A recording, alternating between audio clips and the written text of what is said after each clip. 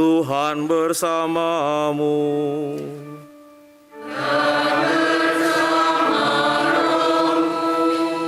Inilah Injil Yesus Kristus menurut Santo Lukas.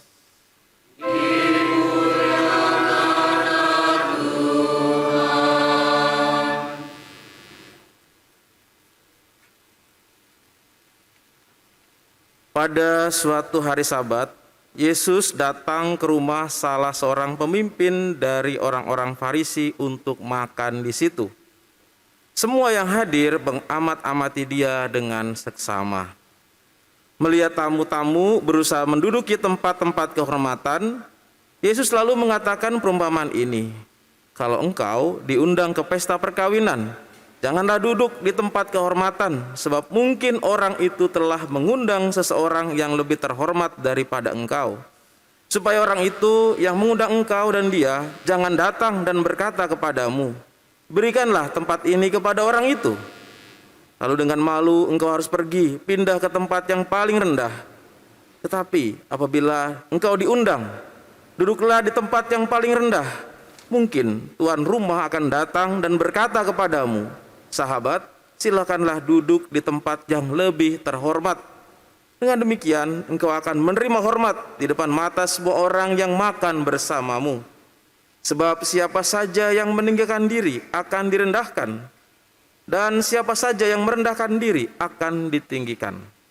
Lalu Yesus berkata juga kepada orang yang mengundang dia, apabila engkau mengadakan perjamuan siang atau perjamuan malam, janganlah engkau mengundang sahabat-sahabatmu, saudara-saudaramu, kaum keluargamu, atau tetangga-tetanggamu yang kaya, karena mereka akan membalasnya dengan mengundang engkau pula, dan dengan demikian engkau mendapat balasannya. Tetapi apabila engkau mengadakan perjamuan, undanglah orang-orang miskin, cacat, lumpuh, dan buta. Engkau akan berbahagia, karena mereka tidak mempunyai apa-apa untuk membalas engkau. Sebab engkau akan mendapatkan balasannya pada hari kebangkitan orang-orang benar. Berbahagialah orang yang mendengarkan sabda Tuhan dan tekun melaksanakannya.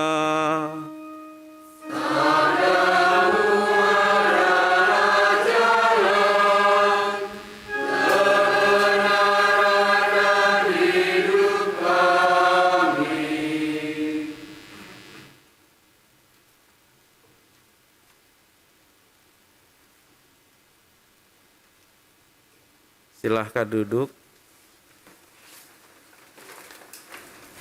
Bapak, saudara-saudari terkasih, selamat pagi. Saudara-saudari mungkin sudah sering ya kalau kita diundang dalam perjamuan perkawinan, diundang pernikahan setiap Sabtu, Minggu itu biasanya orang harinya menikah. Dan biasanya di gereja juga selalu penuh dengan kegiatan-kegiatan pemberkatan perkawinan, dan biasanya resepsinya dilaksanakan setelah itu. Saya pada waktu frater juga diundang dalam pesta perkawinan pada resepsi. Waktu itu saya dengan teman saya menghadiri pernikahan teman saya juga, teman kami lah begitu. Lalu ketika itu dalam dalam undangan itu hanya dituliskan alamat dan juga dituliskan juga dengan namanya siapa. Suatu ketika ya, dalam perjalanan itu kami kan juga jarang keluar ya. Akhirnya sudah menemukan tempat itu, tahu alamatnya, kita jalan ke sana dan kemudian sampailah di sana. Sampainya di sana, IO-nya lalu bertanya, "Bapak dari mana? Anda dari mana?" "Oh, ini saya diundang," gitu kan. Diundang. Lalu ditulis namanya siapa? Kok nggak ada ini di list gitu kan. Saya bilang, ini diundang nih, alamatnya benar. Dia lihat, alamatnya benar. Kok ini nggak ada, tapi nggak ada listnya. Saya kenal nih sama calon mempelai prianya saya kenal gitu kan. Kata teman saya berulang-ulang meyakinkan, ini teman saya main, teman saya nyari ikan, teman saya mancing, teman saya ini, wah, pokoknya udah dikenal semua. Orang IO-nya langsung, wah ini mungkin teman dekatnya kali ya. Udahlah dimasukin aja gitu. Pas sudah masuk sampai di sana kita lihat-lihat. Ternyata pas dilihat kok namanya beda. Yang teman kami namanya Budi, ini namanya John gitu ya. Setelah kita lihat lagi ke depan lagi, loh kok orang bule John. Malu sekali kita nih. Tapi masalahnya kita sudah ada di antrian begitu ya. Udah di antrian mau memberikan ucapan selamat. Kita mau mundur lagi, nggak enak gitu kan, malu gitu. Udah salah ini kita nih, bukan ini tempatnya. Saya udah kasak-kusuk aja, udah salah nih kita nih. Masa ini Budi jadi orang bule kayak gini? Enggak, bukan ini. Jalan gitu kan. Lalu teman saya gimana caranya nih? Ya sok kenal aja lah pokoknya. Sampai di sana, lalu kemudian salam-salaman, teman saya pokoknya nyetuk aja sama calon mempelai wanitanya. Hai, apa kabar? Gimana kuliah kemarin gitu? Ya bagus. Lalu kemudian kita pergi, lalu keluar, lalu kemudian kita lihat ternyata gedungnya sama tetapi lantainya berbeda. Kita ada di lantai 4, dia ada di lantai 1. Dan tentu saja tatapan orang yang ada di sekitar itu asing sekali gitu. Kita tidak kenal satu dengan yang lainnya. Mau ngambil makanan jadi nggak jadi gitu ya. Dilihatin terus. Orang yang tadi kita berikan salam itu dari IO-nya sampai dengan orang yang kita salami tadi pengantinnya itu ngelihat terus gitu. Ngeliatin kita perlu gerak-gerik kita nih. Nih orang asing dari mana ini? Nggak diundang tapi datang begitu ya. Kita jadi mau ngambil nyentong makanan begitu ya. Udah di di tempat nasi gitu. Jadi nggak jadi lagi. Akhirnya kita keluar gitu ya. Baru ke tempat yang tadi sama. Wah bener ya si Budi ternyata di situ gitu. Dan di situ malah aman gitu ya, tatapan tidak melihat ke kita semua dan makan dengan nyaman begitu. Pengalaman tadi saya sedikit menyampaikan salah alamat itu luar biasa loh. Agak sedikit malu juga kalau tidak diundang begitu. Saudara-saudari pernah mengalami hal yang sama? Saya yakin tidak ya, gitu ya. Cuman saya doang yang mengalami hal itu. Dan saudara-saudari, pengalaman salah alamat ya, masuk ke perkawinan orang tidak diundang, itu adalah sesuatu bukan hanya memalukan tetapi juga agak tidak enak begitu. Nah, kalau pada hari ini kalau saudara-saudari punya pengalaman diundang dalam perkawinan, lalu kemudian tahu orang yang menikah siapa, yang diundang siapa, teman-teman yang tahu, pasti kan saudara-saudari kan bercerita kanan kiri, lalu kemudian akan bersama-sama dengan teman yang lain, lalu makan sambil ngobrol, enak begitu ya, tatapan semuanya enak segala macam. Dan itulah yang tentu saja hakikat orang diundang ya, karena kenal, karena tahu, dan karena sama-sama menikmati apa yang menjadi hajatannya gitu. Nah ini sama dalam apa yang kita dengarkan pada Injil hari ini. Injil hari ini berbicara mengenai masalah perjamuan. Perjamuan itu perjamuan nikah, perjamuan makan, itu dalam tradisi Yahudi sangat penting sekali. Dan orang yang diundang itu mendapatkan kehormatan. Yesus pun diundang dalam perjamuan itu. Dan dalam undangan itu tentu semua orang kenal Yesus, walaupun Yesus nggak mengenal banyak orang di situ juga, bahkan orang-orang Farisi di situ yang mengundang. Tetapi orang yang diundang adalah suatu kehormatan untuk hadir dan datang di situ. Nah, saudara-saudari terkasih, tentu undangan ini adalah undangan yang diberikan oleh orang Farisi, di undangan kehormatan. Maka Yesus pun pasti akan mendapatkan tempat terhormat. Tetapi yang menarik adalah sesuatu yang tadi kita lihat dalam kehidupan sehari-hari. Orang menikah itu atau orang yang mengadakan pesta itu biasanya mengundang orang yang dikenal. Dan Yesus di sini menyampaikan sesuatu yang di luar dari kebiasaan orang-orang yang biasa mengadakan pesta, yaitu mengundang orang-orang yang tidak dikenal, dan bahkan kalau duduk harus di tempat yang paling rendah. Ini sesuatu yang tidak umum, apalagi dalam tradisi Yahudi. Dalam tradisi Yahudi itu kalau perjamuan diadakan, kalau kita mengadakan pesta itu kita kan buka tenda, taruh meja, taruh kursi, di mana posisinya di mana, di depan itu untuk tamu-tamu undangan yang paling dihormati, sampai di belakang, terus meja makannya di mana. Begitu juga di sana ada tempat-tempatnya. Orang masuk ada tempat paling rendah, tempat menengah, ada juga tempat tinggi. Dan mereka duduknya berbaring dan ada pelayannya di tempat yang tertinggi itu. Nah, yang dimaksud Yesus adalah orang-orang yang banyak di situ mengejar tempat yang tertinggi bukan karena mereka diundang dihormati, karena pengen mendapatkan pelayanan ekstra di tempat yang paling tinggi itu atau di panggung yang tinggi itu. Dan tentu itu adalah hal-hal yang wajar.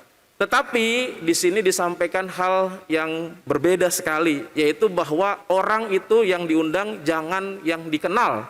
bahkan orang cacat yang tidak bisa membalas, dan bahkan juga orang-orang yang lumpuh dan buta, orang-orang yang tidak dikenal. Ini kan suatu yang tidak biasa. Bagaimana mungkin orang mengundang orang yang tidak dikenal?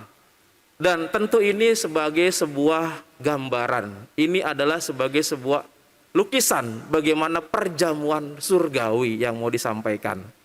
Kalau kita diundang sama orang yang dikenal dan diundang sama orang yang berkenan kepada kita, kita pasti oke dan kita jalan gitu ya.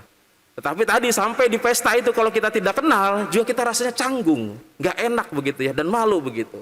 Tetapi lain di sini saudara-saudari, kalau di perjamuan duniawi itu mungkin seperti itu, tapi di perjamuan surgawi yang digambarkan oleh Yesus di sini adalah undanglah orang-orang miskin, cacat, lumpuh dan buta, tidak hanya secara harafiah, tetapi bagaimana Allah itu mengundang semua orang yang juga memiliki kelemahan, memiliki segala kerapuhan, dosa dan pelanggaran, cacat, lumpuh dan miskin yang tidak membalas, yang Allah pun juga tidak minta balasannya.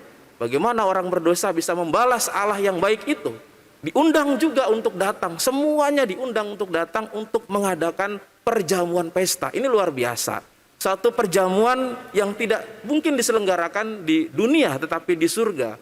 Semua orang diundang tanpa mengenal yang namanya kesalahan, kelemahan, dosa, dan bahkan mungkin orang yang pernah menyakiti hati tuan rumahnya, yang pernah konflik dengan tuan rumahnya, yang mungkin tidak berterima kasih kepada tuan rumahnya, ya kepada Allah itu. Diundang juga untuk datang. Nah, bagaimana perasaan kita kalau kita lagi tidak cocok dengan orang yang diundang, atau kita tidak kenal dengan orang yang mengundang kita? Bagaimana kita sampai di perjamuan itu? Pastikan malu. Tetapi kita disediakan tempat untuk diundang. Ayo masuk bersama-sama, makan dan minum, tenang. Semuanya sudah dilupakan, ayo mari datang. Hanya ada satu syaratnya yang kita lihat di sini, yaitu tadi perihal mengambil tempat terhormat. Ini ada satu perumpamaan lagi yang mau disampaikan. Allah sudah mengundang dengan sungguh-sungguh niat baik dan tanpa meminta pamrih dari kita dan tanpa memikirkan segala macam perbuatan kita. Tetapi adalah hal yang paling penting bagaimana sikap seorang yang diundang itu. Nah, di sini tadi dalam tradisi perjamuan Yahudi itu biasanya orang itu datang itu duduk. Sebelum duduk itu dia akan cuci kaki, dicucikan oleh pelayan dan diantar ke tempat sesuai dengan kursinya. Diantar, bukan duduk sendiri. Nah, itu yang dimaksud dengan kerendahan hati tadi. Orang jangan sampai main duduk sendiri. Harus diantar nih sama pelayan yang ada di situ. Mau duduk di tempat yang paling rendah, paling tinggi, itu sesuai dengan apa yang sudah dimaksudkan oleh Tuhan yang mengundang tadi. Nah, di sini banyak orang berebut itu ya udah sesuka hatinya dia. Tidak lagi sesuka hati apa yang dimaksud oleh tuan rumahnya itu. Nah, saudara-saudari yang terkasih, perjamuan yang telah dibuat, yang telah diundang kita semua, membutuhkan kepada kita keterbukaan hati. Yang pertama untuk datang, yang kedua adalah kerendahan hati juga untuk mengikuti apa yang menjadi kehendak tuan rumahnya, untuk yang mengundang. Nah, ini adalah suatu hal yang menjadi permenungan dalam peristiwa ini, yaitu bagaimana orang diajak untuk merendahkan dirinya. Merendahkan dirinya artinya adalah tidak hanya mengingini apa yang dia kehendaki. Tiba-tiba datang, kita orang yang tidak diundang juga, tidak pernah tahu, lalu kemudian mengambil sesuatu sesuai dengan kehendak kita, duduk di tempat yang kita mungkin tidak harusnya di situ. Ini mau menunjukkan suatu gambaran bagaimana Allah itu menuntun kita untuk masuk dalam pesta atau perjamuan itu, menuntun kita ke arah yang benar. Namun seringkali dengan ketinggian hati kita, bukan kerendahan hati, ketinggian hati kita, banyak yang langkah kita dituntun oleh diri kita sendiri. Banyak langkah kita berjalan menurut pikiran kita sendiri. Banyak langkah kita berjalan menurut kehendak kita sendiri, bukan lagi menurut kehendak Allah. Maka dalam bacaan pertama sangat jelas disampaikan, rendahkanlah dirimu supaya kau dapat karunia di hadapan Tuhan. Rendahkanlah diri itu berarti mau menunjukkan bahwa biarkanlah Allah yang menuntun, libatkanlah Allah dalam seluruh kehidupan kita. Libatkanlah Dia. Kita mau dituntun ke arah mana? Ke kanan atau ke kiri? Ke depan atau ke belakang? Ke atas atau ke bawah? Nah, tentu saja ketinggian hati kita yang seringkali menuntun kita sesuai dengan kehendak kita. Dan syarat ini adalah syarat yang penting, bahwa kita semuanya diajak untuk membuka hati, membuka diri kita untuk melihat tuntunan Allah dalam hidup kita. Dan oleh karena itu, undangan ini adalah undangan yang sangat spesial. Bacaan kedua mengajak kepada kita bahwa semua itu diundang. Kamu sudah datang ke Bukit Sion dan ke kota Allah yang hidup. Semua diundang tanpa ada sesuatu yang kriteria di mana orang yang dikenal atau tidak dikenal, bahkan yang musuh atau tidak, semuanya ayo mari datang.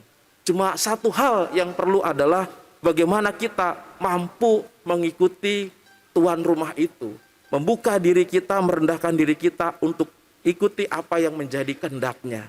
Nah, saudara-saudari, kita membuka hati kita supaya karunia Tuhan menuntun kita untuk masuk pada perjamuan abadi, merendahkan diri kita, melibatkan Tuhan dalam setiap rencana dan kehidupan kita, sehingga kita mampu dituntun ke arah perjamuan itu, ke tempat, sehingga kita tidak salah alamat. Tuhan memberkati kita.